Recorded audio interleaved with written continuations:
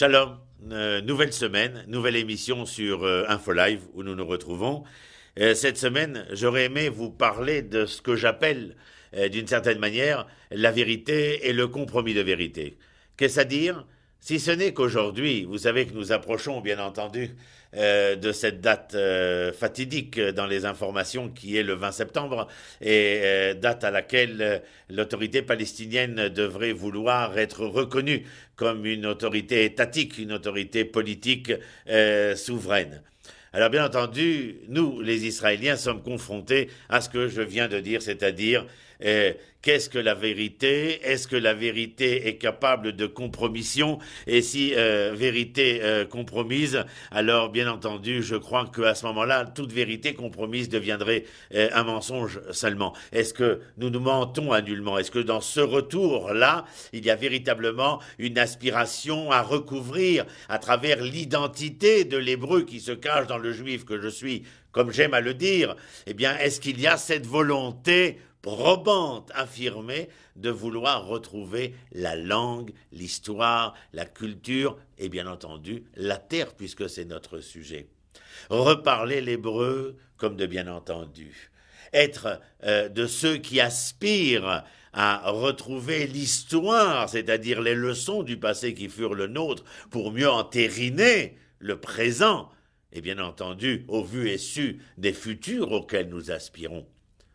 Futur dans lequel j'inscris le mot hébreu.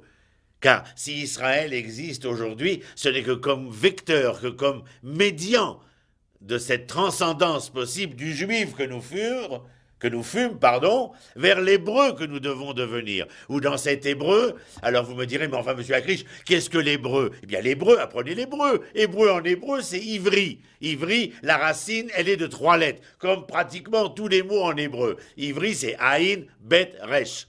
Ah, c'est intéressant.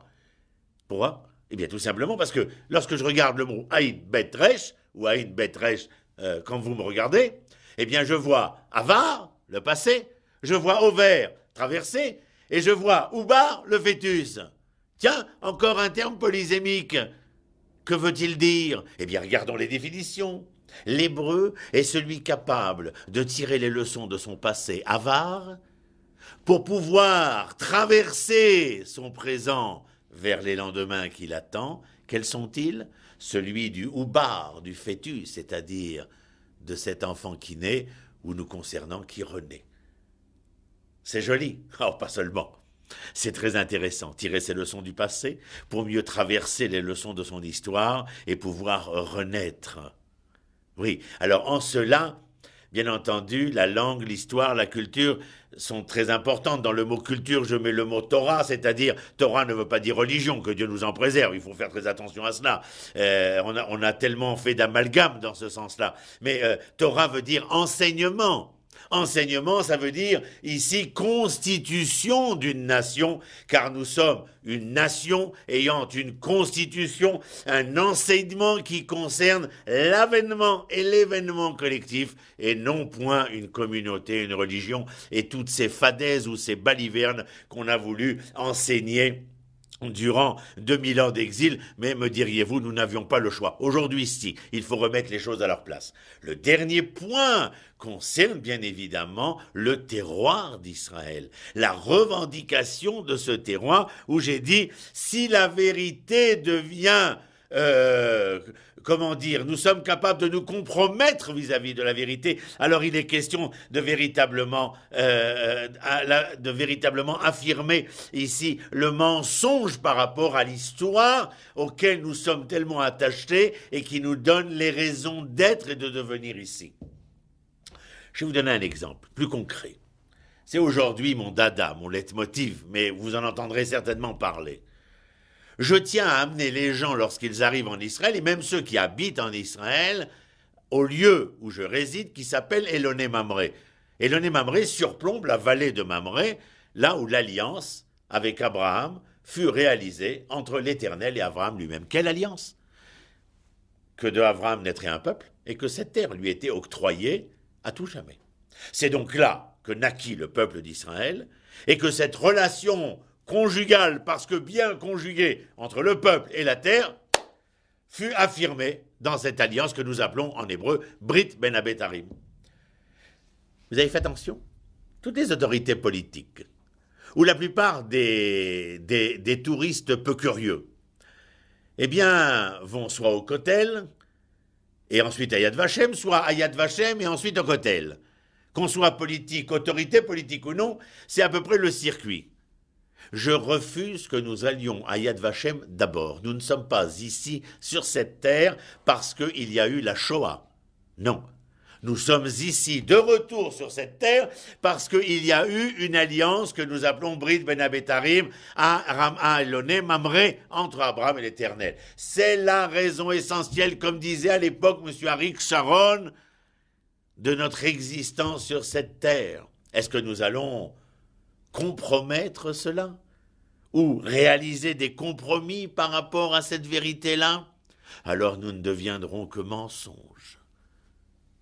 Le Hémet, vous savez, en hébreu, ça s'écrit Aleph Mem Tav, c'est quelque chose qui a des pieds à égalité et donc une certaine stabilité. Le Sheker a ce couf au milieu, cette jambe univoque qui lui permet de pouvoir se balancer de droite à gauche parce que derrière le Sheker, derrière le mensonge de la compromission, il y aurait le doute. Et comme vous le savez, en hébreu, nous aimons à jouer aux chiffres et aux lettres, bien avant Armand Jameau et France 2, et que les lettres ont des valeurs numériques. Regardez, en hébreu, c'est tout à fait sympathique. Lorsque j'ai parlé que le mensonge, derrière le mensonge, il y avait le doute. Le doute en hébreu, c'est safek. Et la valeur numérique du mot safek, le doute a valeur de Amalek, qui est reconnu dans l'historiosophie juive comme étant le peuple qui veut annihiler l'existence d'Israël.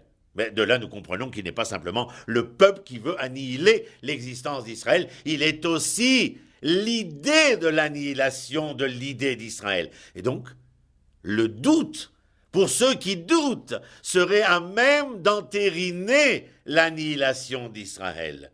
Vous avez le droit de douter un temps, il vous est interdit de douter tout le temps. Vous voulez savoir comment cette terre est pleine de non-compromis? C'est la seule langue au monde, l'hébreu, où l'homme, Adam, a la même racine étymologique que la terre, Adama. Pourquoi? Tout simplement parce que l'homme tire ses racines de la terre, que la terre donne ses racines à l'homme, et que l'homme sans sa terre est un déraciné. Il y a un compromis à vouloir être déraciné. Est-ce que nous pouvons accepter une nouvelle fois le déracinement, la déportation, le déplacement, l'annihilation de ce que nous sommes venus construire dans la langue, dans l'histoire, dans la culture et dans la terre d'Israël? Que nenni, mon ami, il n'en sera jamais question, car aujourd'hui, plus que jamais, nous sommes intimement persuadés de notre droit légitime au retour sur cette terre ancestrale, et je viendrai ici rappeler le propos de notre Premier ministre devant les deux chambres du Sénat américain. Nous ne sommes pas les Belges au Congo, nous ne sommes pas les Anglais en Inde, nous sommes un peuple quadrimillénaire qui revient sur ses terroirs ancestraux.